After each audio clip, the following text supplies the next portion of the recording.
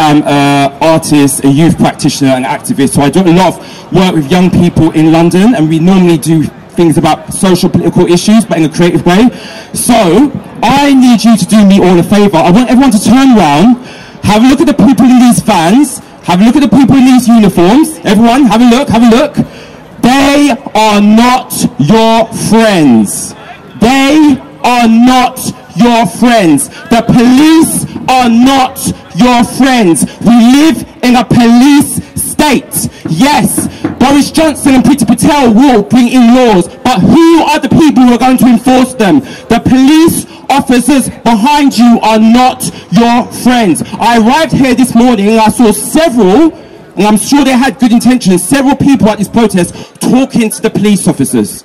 Do not talk to police officers. Police officers are not your friends. And yes, I know you're looking at me right now. Good, keep looking. Yeah? They are not your friends. I am not scared of the police anymore. They will try to intimidate and try to scare us, but no, no, no. I am not scared of any person wearing a uniform. It's not going to happen.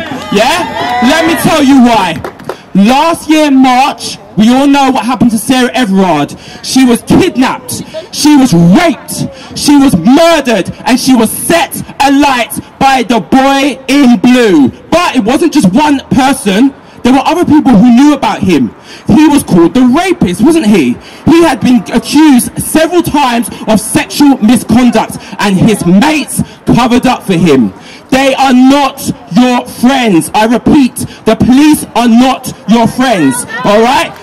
That was Sarah Everard, yeah? So, what happened after that? There was a peaceful vigil for Sarah Everard. And what happened to the women at that peaceful vigil? They were abused, they were attacked, they were kicked, they were hit, they were arrested by the police. The police are not your friends. Do not talk to them. Do not trust them. Even if they're black, even if they're brown, even if they're women, even if they're from the LGBTQIA+ community, they are not your friends. They have betrayed you. If there's a black police officer, you've betrayed all your black ancestors. If there's an Asian police officer, you've betrayed all your Asian ancestors. If you're LGBTQIA and you're a police officer, you have betrayed the LGBTQIA community. So, they are. So, a week after the vigil, I went on a protest for Kill the Bill and for Sarah Everard, yeah? I didn't know Sarah Everard, but I thought solidarity, yeah? She was a woman, yeah? And as a man, I'm trying my best to be a supporter of women. I'm trying my best to be a feminist. After the protest, I was kettled along with 30 other young people for 4 hours. And why did they kettle us? They said we were breaking COVID regulations. Who else was breaking COVID regulations around the same time? Boris Johnson. So why have the police not arrested Boris Johnson? Because the police are not your friends. The police do not care about working class people. The police do not care about black people, women, LGBTQIA people. The police are there to enforce the laws that Patel and Boris Johnson are bringing in. Never forget that. So yeah, the police arrested me. First they said it was for breaking lockdown regulations. Then they said it was for assaulting a police officer. Then they said it was for damaging public property. Then they said it was for breach of peace. They were just choosing anything. They arrested about 30 of us. I was put in a prison cell, yeah? Then about 6-7 hours later, they let me out. I said, what's going on? They said, yeah, you can go now. And that's it. No apology. No apology. I didn't get fined. There was no caution. There was no warning, yeah? I'm still pursuing a formal complaint against the police. I have a meeting with a solicitor on Thursday, so I'm still doing it, but it's hard. Let me tell you how hard it is. My hair has started to fall out.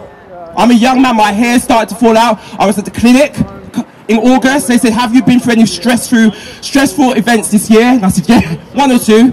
Getting arrested is horrific. Now, I'm sure some of you have been arrested, but if you haven't, it's the most dehumanizing thing that can happen to you, especially if you're from a black or marginalized community.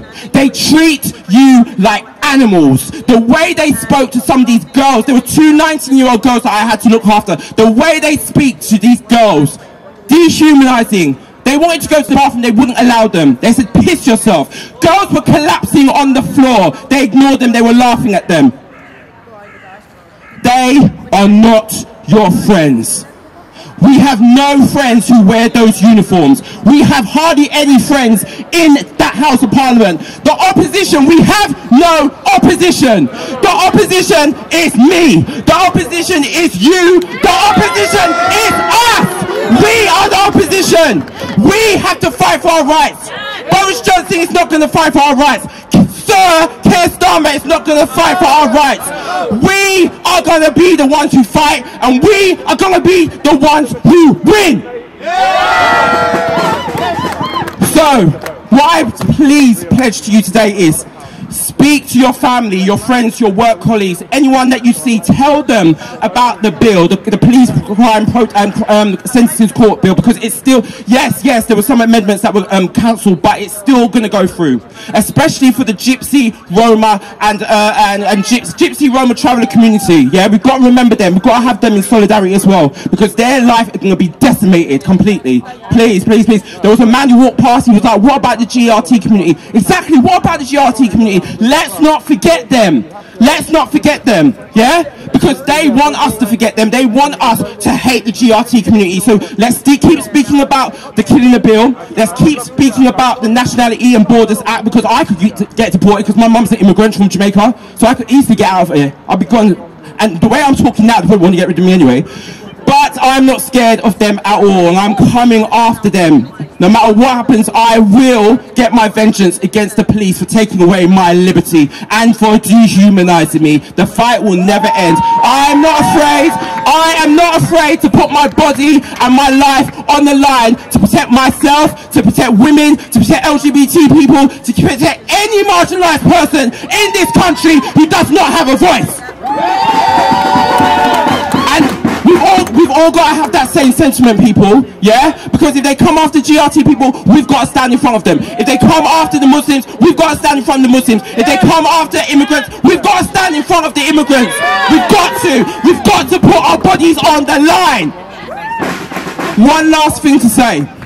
Fred Hampton was a civil rights activist from America who got killed by the FBI in his early 20s, but he knew that the way for liberation is for us all to celebrate our similarities and celebrate our differences as working class people. I don't care if you're white, if you're black, if you're Muslim, Asian, LGBTQIA. We're all in the struggle together, and that's the way we win. And his quote was, you can kill the revolutionary, but you can't kill the revolution.